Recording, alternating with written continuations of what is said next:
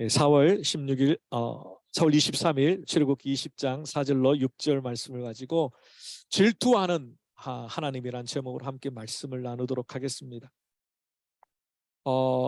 미국의 선교단체인 IVF에서 캠퍼스 사역자로 사역을 오랫동안 하시다가 지금은 신학교에서 교수직을 감당하시는 데이빗 램이라는 교수님이 계십니다. 그분이 쓴 책 중에 여전히 내겐 불편한 하나님 이라는 제목의 책이 있습니다. 그 책에서 구약의 하나님과 신약의 하나님이 너무 다른 모습 때문에 많은 그리스도인들이 어려움을, 오해를 하고 있다라고 지적합니다. 왜냐하면 구약의 하나님은 잔인하고 폭력적인 것 같고 배려가 없고 변덕스러운 것 같고 악의적이고 지독한 편견을 가지고 있는 것처럼 보여서 이스라엘 백성들을 제외한 이방인들은 다 쓸어버리고 원수들을 응징하고 그런 분으로 묘사되어 있는 반면에 신약의 예수님은 원수까지 사랑하라, 로마의 병사들을 용서하시고 기꺼이 십자가를 지시는 그런 예수님의 모습을 보았을 때 구약의 하나님과 신약의 예수님이 서로 연결이 안 된다라고 많은 그리스도인들이 오해한다는 겁니다. 실제로 기독교 역사 가운데 마르시온이라는 이단자는 구약의 하나님과 신약의 하나님이 다르다고 선언했습니다. 물론 그래서 이단으로 정죄를 당하였습니다. 구약의 하나님은 냉정한 하나님, 신약의 하나님은 따뜻한 하나님. 그래서 그 사람은 하나님이 두 분이다. 엉뚱한 이야기까지 하게 됩니다. 그렇습니다. 오늘 우리가 함께 묵상하려고 하는 질투하시는 하나님, 하나님이 나는 질투의 하나님이다라고 말씀하셨을 때 그 하나님은 왠지 좀 낯섭니다. 질투라는 단어가 가지고 있는 왜곡되고 부정적인 뉘앙스 때문에 하나님이 질투하신다라는 의미가 어떤 의미인지 우리의 마음에 크게 와닿지가 않습니다. 오늘 질투하는 하나님, 질투하는 하나님이라는 이 본문이 둘러싸고 있는 십계명과 관련해서 그 하나님의 모습을 함께 묵상해 보기를 원합니다. 구약의 학자들이 성경을 연구할 뿐만 아니라 성경 주변에 있는 고대 근동의 여러 가지 나라의 문화라든가 관습들을 가지고 성경을 좀 더 풍성하게 이해하고 해석하려고 연구를 하다가 강대국과 약소국의 조약을 맺는 조약서를 발견하게 됩니다. 강대국은 약소국을 보호해주고 지켜주고 다른 외적들이 침입해 올 때 그 강대국은 그 약소국을 돌보아줍니다. 그리고 약소국은 평상시에 평화로울 때에 그 강대국에게 정홍을 바치거나 양떼를 바친다거나 곡식을 바친다거나 하면서 계속해서 돌봄을 받는 관계를 누리게 됩니다. 그 조약의 문서가 발견이 되었습니다. 근데 그 조약의 문서의 양식이 오늘 우리가 성경에 가지고 있는 십계명의 양식과 비슷하다는 겁니다. 그것을 가지고 자유주의 신학자들은 봐라, 성경이 하나님의 말씀이 아니라 이스라엘 백성들의 문화의 산물이다. 그래서 이스라엘의 하나님께서 주신 십계명의 형식이 왜 주변의 나라들끼리 조약을 맺는 그 양식과 비슷하냐라고 공격을 했습니다. 그런데 개혁주의, 하나님의 말씀을 말씀으로 믿는 보수적인 우리 장로교에서는 어떻게 반박을 하냐. 봐라, 하나님께서 눈높이를 낮추어서 이스라엘 백성들이 잘 이해하기 쉽도록 그 당시의 문화를 사용하셔서 설명해 주고 계신 것이다.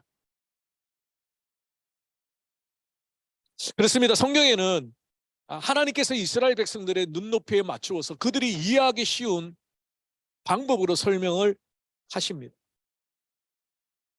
그 중에 대표적인 게 바로 십계명입니다. 그 십계명과 같은 조약의 문서에는 강대국이 이 약소국에게 베풀었던 은혜를 먼저 기록합니다. 서문에. 그리고 그 약소국이 강대국에 어떻게 행해야 될까를 조목조목 나열합니다. 예를 들면 1년에 양 100마리, 소 100마리, 옥수수 10가마, 예를 들면 그런 조항들이 정해집니다. 근데 십계명에서는 하나님께서 이스라엘 백성들에게 요구하셨던 게 뭐냐? 바로 우상을 숭배하지 말고 하나님과의 대신 관계, 사람과의 대인 관계, 부모를 공경하라, 도적질하지 마라, 간음하지 마라, 거짓 증거하지 마라 라는 말씀을 통하여서 이스라엘 백성들에게 요구하셨습니다. 자, 그 서문에 어떻게 기록되어 있습니까? 출애굽기 20장 2절이죠. 나는 너를 애굽 땅 종되었던 집에서 인도하여 낸 너의 하나님 여호와라. 이것이 십계명의 서문입니다. 그러므로 우리가 율법의 말씀을 지키는 것은 구원을 받기 위해서 지키는 것이 아니라 이미 구원받은 하나님의 백성이 그 구원자이신 하나님과의 바른 관계를 누리는 방법으로 하나님의 계명을 주셨다는 것. 십계명이 언제 하나님으로부터 주어졌습니까? 출애굽 전입니까? 출애굽 후입니까? 출애굽 후입니다. 이미 하나님부터 구원을 받고 430년간 종살이하던 그 이집트의 억압을 끊어버리고 하나님이 강권적으로 구원하여 주시고, 그리고 하나님께서 모세를 통하여 시내산에서 십계명을 주셨습니다. 그러므로 율법의 말씀은 구원을 위하여 주신 것이 아니라, 구원을 얻으라고 주신 것이 아니라 구원받은 하나님의 백성이 하나님과의 바른 관계 속에서 어떻게 살아가야 할까, 하나님을 의식하고 하나님을 생각하면서 하나님 중심적으로 살아갈 건가에 관한 규정이 바로 십계명과 같은 율법의 말씀입니다. 그래서 하나님께서 이스라엘 백성들에게 십계명을 주실 수 있는 그 이유가 바로 출애굽의 역사 때문입니다. 우리가 구약 성경을 읽다 보면 출애굽에 대한 내용들이 계속해서 반복하여 나옵니다. 신약 성경에도 나오죠. 그러니까 출애굽의 역사는 이스라엘 백성들에게 있어서 하나님이 결정적으로 어떤 하나님이신가를 보여주신 아주 중요한 사건입니다. 그래서 이스라엘 백성들은 대대로 자자손손 대대로 하나님의 구원의 역사를 자녀들에게 가르칠 때 출애굽을 빼놓을 수가 없는 거예요. 이 출애굽을 통하여서 하나님은 이스라엘 백성들의 구원자가 되셨고요, 구원자가 되실 뿐만 아니라 주인이 되셨습니다. 구원자가 되시는 것과 주인이 되시는 것은 우리가 생각할 때 비슷한 개념처럼 생각이 됩니다. 그런데 아주 중요한 차이가 있습니다. 하나님께서 이스라엘 백성들을 출애굽의 사건으로 말미암아 구원해 주셨습니다. 단회적인 사건으로 출애굽이 이루어졌습니다. 구원자입니다. 그런데 그 이후의 삶 가운데 이제 하나님은 구원자도 되시지만 이스라엘 백성들을 강권하여 구원하여 내셨기 때문에 주인도 되십니다. 주인이 뭐냐? 바로 주님이란 뜻입니다. Lord. 짐 엘리어트 하는 사람이 있습니다. 아우카스 부족을 전도하다가 목숨을 잃었던 짐 엘리어트라는 유명한 선교사님이 계십니다. 그분이 이렇게 고백합니다. 예수 그리스도가 신자의 구원자라는 사실을 당연히 가르치면서 예수 그리스도가 신자의 주님이라는 사실을 선택적으로 가르치는 것은 20세기의 이단이다. 복음은 구원자이실 뿐만 아니라 명령하시는 주님에 대한 온전한 이해를 바탕으로 선포되어야 한다. 자, 이게 무슨 말이냐면요, 우리가 과거에 예수 그리스도를 믿음으로 구원을 얻었습니다. 주님은 나의 구원자야, 주님은 나의 십자가로 내 죄를 구원하여 주신 구원자야 라고 끝나는 것이 아니라 구원받은 하나님의 백성들이 이 땅의 삶을 살아갈 때 주님이 나의 주인이 되신다는 것. 이제 나는 더 이상 사단의 종이 아니고 세상의 것이 아니고 주님의 소유라는 겁니다. 주님의 것이라는 겁니다. 우리가 주님 제가 크리스찬이 되겠습니다라는 고백은 단순히 천국의 티켓 받아서 죽어서 천국 가겠다라는 뜻이 아니라 이 땅의 삶을 살 때에 사단이 나의 주인이었던 것을 이제 끊어버리고 세상이 나의 주인이었던 것을 이제 끊어버리고 주님이 나의 주인이십니다. 하나님이 나의 주인이십니다. 나는 주님의 종입니다. 나는 고백입니다. 그게 내가 크리스찬이 된다라는 뜻입니다. 우리는 하나님이 나의 구원자가 되시는 거예요. 예수님이 십자가의 구원으로 나를 구원해 주셨다는 감격과 기쁨만 있지 그 주인을, 그 주님을 나의 평생의 삶의 주인으로 삼고 살아가려고 하는 몸부림이 없다는 거예요. 주님의 말씀대로 순종하려고, 그 말씀을 따라 살아가려고 몸부림치. 주님이 나의 주님이시다. 여전히 내 삶의 주인은 내가 될 때가 많잖아요. 내 생각대로, 내 경험대로, 내 판단대로, 내 가치관대로. 그래서 십계명을 통해서 하나님께서 이스라엘 백성들에게 말합니다. 나 너 구원자이고 너의 주인이야. 너는 내 것이야. 내가 구원하였으니까 내가 끝까지 붙들고 갈게.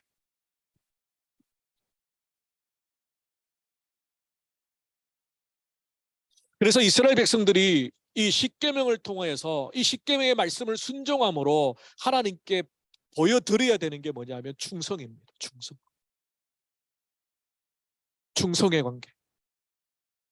우상을 숭배하지 않고, 우상에 절하지 않고, 하나님 말씀대로 부모를 섬기고, 하나님 말씀대로 도덕적 윤리적인 죄를 범하지 않고, 하나님 말씀대로 살아갈 때 그 삶을 통하여 하나님께서 이스라엘 백성들이 출애굽의 구원의 역사를 잊어버리지 않고 살아가는구나 라고 확인하신다는 것. 우리가 예수 그리스도의 십자가의 그 구원의 은혜가 감격스럽고 기쁘구나를 어떻게 하나님은 확인하시냐면 우리가 하나님을 향하여 그 말씀에 순종하려고 하는 그 충성의 마음, 변하지 않는 그 마음을 보시고 야 너가 구원의 은혜를 잊어버리지 않았구나 라고 확인하신다. 그러므로 십계명의 말씀을 따라 살아가는 것은 이스라엘 백성들에게는 하나님 그 출애굽의 구원의 역사를 제가 여전히 마음속에 감격으로 삼고 있고 하나님이 나의 구원자이시고 나의 주인이시라는 것을 제가 여전히 기억하고 있고 그렇게 살려고 몸부림치고 있습니다 라는 증거가 바로 주의 십계명의 말씀을 쫓아 살아가는 것. 자, 그런데 하나님 편에서는 우리가 그 하나님의 말씀을 따라 살아가지 못할 때 특별히 우상 앞에 있을 때 하나님은 질투하는 하나님이다 그렇게 표현합니다. 오늘 본문 4절 말씀이죠. 너를 위하여 새긴 우상을 만들지 말고 또 위로 하늘에 있는 것이나 아래로 땅에 있는 것이나 땅 아래 물속에 있는 것이 어떤 형상도 만들지 말고 그들에게 절하지 말고 그들을 섬기지 말고 나 네 하나님 여호와는 질투하는 하나님. 질투하는 하나님이라는 표현의 구절의 말씀들이 구약 성경에 여러 번 나오는데 공통적인 배경이 바로 우상 숭배와 관련이 있습니다. 하나님께서 자신을 질투하신다라고 표현할 때 항상 우상 숭배와 관련되어서 하나님은 질투라는 표현을 사용하고 계십니다. 그렇죠? 이 질투라는 단어는 우리에게는 좀 부정적입니다. 실제로 정신적인 문제가 있는, 정신적인 질환이 있는 사람들, 자신의 배우자, 남편과 아내가 불륜을 저지르고 있다라고 착각하는 강박관념 때문에 구타를 하기도 하고 살인을 하기도 하는 뉴스가 종종 매스컴에 보도되기도 합니다. 신뢰하지 못한다는, 믿지 못하겠다는 그런 정신적인 강박관념에 의해서 악한 일을, 잘못을 저지르는 그 중심에 질투가 있다라고 우리가 생각하니까 하나님이 질투하시는 하나님이다 그랬을 때 이 질투라는 단어가 주는 뉘앙스 때문에 조금 부정적인 그런 생각들을 우리가 가지고 있습니다. 자, 그런데 질투라고 번역된 오늘 본문의 히브리어 원어는요 칸나라는 단어인데 뭐 질투라고 번역한 게 틀렸다고 말할 수는 없습니다. 그런데 어떤 구약의 학자는 이 단어의 핵심은 질투, 우리 인간이 생각하는 인간 사이에 겪는 질투와 시기적인 이런 잘못된 감정, 복수적인 폭력적인 감정의 핵심이 있는 게 아니라 이 단어의 핵심은 열렬하게 하나님께서 정말 뜨거운 마음으로, 여러분 연애하셨을 때 생각해 보시면, 연애하셨을 때 부부가 열렬히 보고 싶고 열렬히 사랑하고 정말 그를 제외하고는 아무것도 안 보이는, 그러셨죠? 영집사님 대답 잘 하셔야 됩니다. 네. 그런 마음으로 열렬하게 그 마음을 내어주면서 보살피다는 뜻입니다. 그러니까 질투하다는 건 단순히 감정적인 부분이 아니라 그 마음이, 그의 중심이, 하나님의 중심이 그 속에서 불이 일어났듯 일어나되 그를 돌보기를 원하는, 붙들고 가기를 원하는 그런 것에 포커스가 있다는 거예요. 열렬하게 보살피다. 하나님께서는 이스라엘 백성들이 거짓 선지자나 우상 앞에 속아서 이방인들과 함께 춤추며 절하고 있는 그것을 원치 않으시고, 왜냐하면 그 우상들은 허상이기 때문에, 만물을 지으신 창조자 하나님 외에는 모든 우상들은 인간의 필요에 따라 인간을 위해서 만들어낸 것입니다. 한마디로 허상이기 때문에. 제가 몇 번 말씀드렸지만 우상은 이 땅의 삶을 풍요하게 만드는 유혹을 합니다. 왜 우상들이 많습니까? 종류별로 많습니까? 인간의 욕심 때문이죠. 이 땅에서 잘 먹고 잘 살려는 인간의 근본적인 욕심 때문에 우상들이 많아요. 그리고 그 우상들을 다 섬기고 싶어요. 우상들은 거짓을 말합니다. 나를 섬기면 너희들이 이 땅에 풍성해져. 내게 절하면 너가 이 땅에서 만사형통이야. 오히려 우상을 숭배하게 되면 하나님과 멀어지고 하나님과 관계가 깨어지고 하나님부터는 은혜가 없어져서 궁핍해지고 피폐해지는 거예요. 그러므로 하나님의 질투는 이기적인 사랑이나 혹은 소유욕에서 나오는 감정이 아니라 하나님의 백성들을 향하신 하나님의 뜨겁고 간절한 사랑의 돌보심에서부터 나오는 것이라는 거예요. 이게 질투라는 단어의 어원입니다. 하나님께서 질투라는 단어를 사용하셔서 하나님과 하나님의 백성의 관계를 언약의 관계로 맺고 있습니다. 이 질투라는 단어의 두 번째 특징은 언약 관계 속에서 나오는 거라는 겁니다. 바로 부부의 관계. 그래서 성경은 하나님을 우리의 신랑이라고 표현합니다. 예수님을 우리의 신랑이라고 표현하죠. 이사야 54장 5절에 보면 이는 너를 지으시니가 네 남편이시라. 그의 이름은 만군의 여호와이시며 네 구속자는 이스라엘의 거룩하신 이시니라.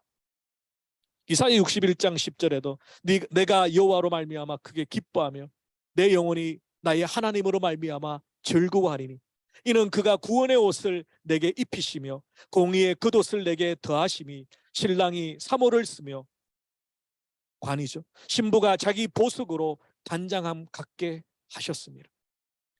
그러므로 언약이라는 단어 속에는, 베리트라는 이 단어 속에는 하나님의 사랑을 전제로 하는 질투가 포함되어 있습니다.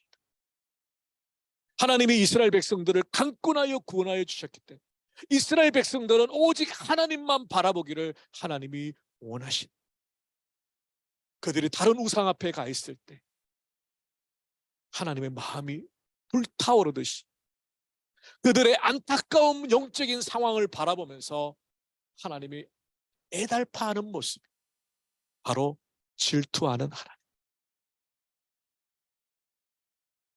그래서 종교개혁가 존 켈빈은 이 질투하는 하나님을 이렇게 고백합니다. 자기 뜻을 지키려고 하는 강한 의지에서 나오는 것이다. 그렇잖아요. 하나님이 이스라엘 백성들만 하나님의 백성으로 삼으시고 출애굽의 구원의 역사를 이루어 주셨죠. 하나님은 이스라엘 백성들에게 특별하셨습니다. 하나님의 백성들에게 특별하십니다. 그리고 그들의 그 구원의 은혜를 그들이 기억하고 여전히 하나님만이 나의 하나님 되시기를 그들은 원하셨다. 하나님은 원하셨다. 그렇습니다. 이스라엘 백성들에게 우상 숭배는 하나님과의 언약의 관계를 깨뜨리는 치명적인 죄악이 됩니다. 하나님이 유일한 구원자이시고 주인이시기 때문에 하나님만을 섬기라고 요청하시는 하나님의 말씀이 결코 과한 것이 아니라는 거예요. 하나님만을 섬길 때 하나님과의 바른 관계가 회복될 뿐만 아니라 하나님이 하나님 되심으로 이스라엘 백성들은 자신의 정체성, 하나님의 자녀라는 정체성을 잊어버리지 않고 살아갈 수 있다는 겁니다. 종신대학교 신학대학원의 구약학 교수님이신 김지찬 교수님께서 쓰신 데칼로그라는 책에 보면 우상숭배를 이렇게 정의합니다. 우상숭배란 하나님에 의해 해방된 하나님의 백성들이, 이 부분이 저는 중요한 것 같아요. 우리가 하나님의 구원의 은혜로 인하여 구원받은 하나님의 백성이 아니면 우리가 어떤 우상을 섬기든 하나님은 상관하지 않습니다. 그런데 하나님께 의해서, 하나님의 은혜로 의해서 구원받은 하나님의 백성들이 그들의 구원주요 주님 되신 여호와의 면전에서 신이 아닌 존재물을 신으로 섬기는 행위, 하나님이 아닌 엉뚱한 것을 하나님으로 섬기는 행위. 그러면서 이 교수님이 하나님께서 우상숭배를 금하셨던 두 가지 이유를 설명합니다. 첫 번째는 하나님과의 관계가 깨어지지 않도록 하기 위해서. 우리 마음에 다른 우상이 들어오면 당연히 하나님과의 관계가 깨어집니다. 그 우상을 숭배할 수밖에 없기 때문에. 이스라엘 백성들과 친밀한 관계를, 특별한 관계를 누리기를 하나님은 원하셨습니다. 하나님께서 여러분을 예수님을 통하여 구원하신 이유는 여러분과 특별한 교제를 나누시기를 원하셨습니다. 그래서 여러분을 구원하여 주셨습니다. 여러분의 평생의 삶 가운데 하나님과 동행하며 하나님을 하나님으로 섬기며 그 하나님과 바른 관계를 누리며 살아가기를 하나님이 원하셨습니다. 우리를 부르셨다는 것. 그러므로 하나님 앞에서 다른 우상을 품고 있는 그 자체가 죄악이라는 거죠. 하나님의 이스라엘 백성들에게 충성과 사랑을 요구하셨듯이 오늘 우리에게, 구원받은 우리에게 충성과 사랑을 요구하고 계십니다. 바로 하나님의 말씀에 순종하고 그 말씀을 따라 살아가려고 몸부림칩니다. 신명기 6장 4절 이하의 말씀이죠. 이스라엘아 들어라, 우리 하나님 여호와는 오직 유일한 하나님 여호와이시니 너는 마음을 다하고 뜻을 다하고 힘을 다하여 네 하나님 여호와를 사랑하라. 이 말씀을 참 어떻게 우리가 이해하고 적용할까요? 네 마음을 다하고 뜻을 다하고 힘을 다하여. 이 말씀 앞에 어느 누구도, 저를 포함해서 어느 누구도 나는 내 마음을 다해서, 내 뜻을 다해서 하나님 사랑하고 있어 라고 할 수 있는 사람이 있을까요? 아니, 과연 정말 마음을 다하고 뜻을 다하고 힘을 다해 하나님을 사랑한다는 게 어떤 걸까? 어저께 저의 생일을 맞이해서 가족들이 같이 식사를 했습니다. 나이 한 살 한 살 먹으면서 더 성장하고 성숙해야 되겠다라고 기도하고 같이 식사를 했습니다. 근데 저희 둘째가 너무 행복하다는 거예요. 요즘에 이제 골프에 취미가 들여서 열심히. 저도 보니까 20대에 테니스에 빠져가지고 하루에 8시간씩도 쳤고요. 여기 산정인 우리 이영환 지사님도 계시지만 아들레드 한여름에 42도 43도입니다. 그때 4시간씩 쳤습니다. 그때는 20대가 아니고 30대 후반이었지. 제가 골프나 테니스나 어떤 운동이나 취미에 빠져 있는 것에 대해서 비난하거나 정죄한 것은 절대로 아닙니다. 그런데 그게 하나님을 사랑하고 마음을 다하고 뜻을 다한다라는 것의 한 모습인 것 같아요. 어떤 운동이나 어떤 취미에 빠지면 온통 그것만 생각이 납니다.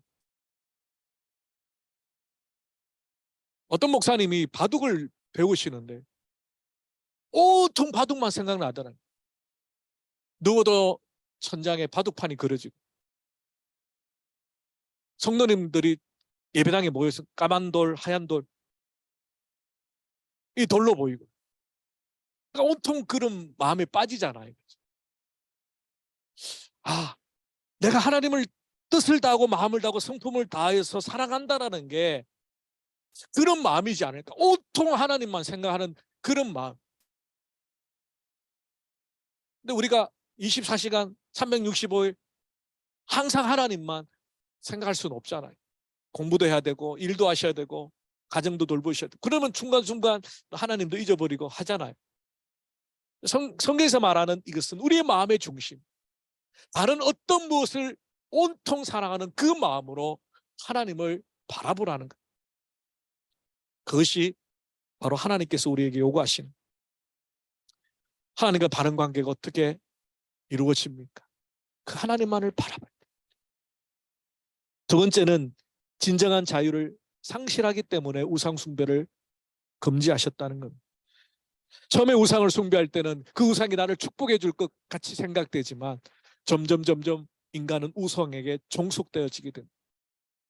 결국 우상 숭배의 죄가 죄인지 알지 못하고 하나님은 저 멀리 두고 우상 앞에 엎드려 있는 것. 오직 하나님만이 인간의 참 자유를 주신. 우리가 물고기 비유를 많이 합니다. 물고기가 물속에서 너무 답답한 거예요. 하늘을 보니까 새가 훨훨 날아다니, 야, 나도 저 새처럼 날아다녔으면 좋겠다 라고 생각하고 물고기가 물속에서 뛰쳐나오는 순간에 물고기는 죽습니다. 물고기는 물과 바른 관계 속에서 참 자유를 누릴 수 있도록 만드십니다. 우리 인생은 하나님과의 바른 관계 속에서 참 자유를 누리도록 지으셨다. 하나님이 때로는, 하나님의 말씀이 때로는 우리에게 속박이 되는 것처럼 보이고 무거운 짐이 되는 것처럼 보이지만 우리 인생을 만드신 창조주 하나님만이 우리에게 참 자유를 주실 수 있고, 예수님 말씀하셨던 것처럼 진리 알지니 진리가 너희를 자유케 하리라. 말씀을 정리하겠습니다. 사랑하는 성도 여러분, 출애굽한 이스라엘 백성들에게는 430년간 그들의 정신세계를 지배했던 애굽의 우상들이 있었습니다. 이제 약속의 땅에 들어가지만 더 풍요롭고 더 풍성한 이 땅의 삶을 유혹하는 가나안의 우상들이 있습니다. 이스라엘 백성들에게는 끊임없이 그 우상들과의 싸움이 바로 신앙의 과정이었습니다. 하나님만을 섬기고 하나님께만 예배하는 그 신앙의 본질을 놓치지 않기 위해서 하나님은 끊임없이 이스라엘 백성들을 향하여서 질투하는 하나님이라고 고백하고 계십니다. 오늘날 우리에게는 바알은 없습니다. 아스다롯은 없습니다. 아세라 신상은 없습니다. 그러나 여전히 하나님과 우리의 충성의 관계를 깨뜨리려고 하는 우상들이 우리에게 유혹하고 있습니다. 저 천국의 소망이 아니라 하나님의 나라와 의가 아니라 이 땅에 풍요로운 삶, 이 땅에 잘 먹고 잘 사는 삶, 이 땅에 포커스를 두고 우리의 삶을 살아가게끔 만드는 수많은 우상들이 우리에게 있습니다. 나라는 우상이 있고요, 자녀라는 우상이 있고, 나의 미래라는 우상이 있고, 물질이라는 우상이 있고, 명예라는 우상이 있고, 온갖 우상이 하나님보다 더 사랑하고 의지하게끔 만드는 유혹들이 우리에게 있습니다. 오늘 이 시간 하나님께서 여러분 마음을 보실 때 나는 질투하는 하나님이다. 내가 네게 심히 질투가 나는구나. 너가 왜 나만 바라보지 않고 다른 것을 바라보고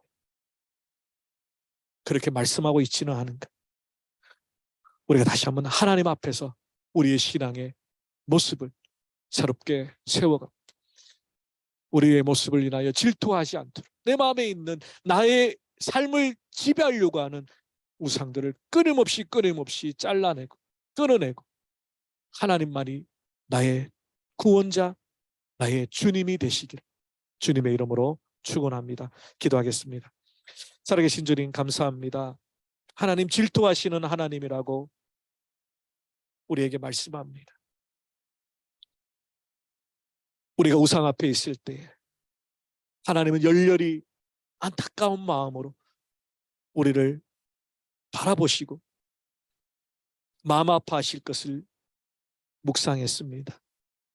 지금은 바알도 없고 아세라도 없고 아스다롯도 없지만, 우리가 다른 신상 앞에 절하고 있지는 않지만, 우리 주님이 말씀하셨던 것처럼 두 주인을 섬길 수 없다고 하셨는데, 우리 마음속에 하나님보다 더 사랑하는, 더 의지하는 우상들은 없습니까? 그 하나님으로 질투하는 하나님이 되지 않도록 오직 하나님만 마음과 뜻과 성품을 다하여 나의 주님, 나의 구원자 하나님만을 사랑하는, 이렇게 사랑하려고 몸부림치고 주의 말씀에 순종하고 충성의 서약을 고백하는 저희들 되게 하여 주시옵소서. 감사하고 우리 주 예수 그리스도의 이름으로 기도 올리옵나이다. 아멘. 우리 다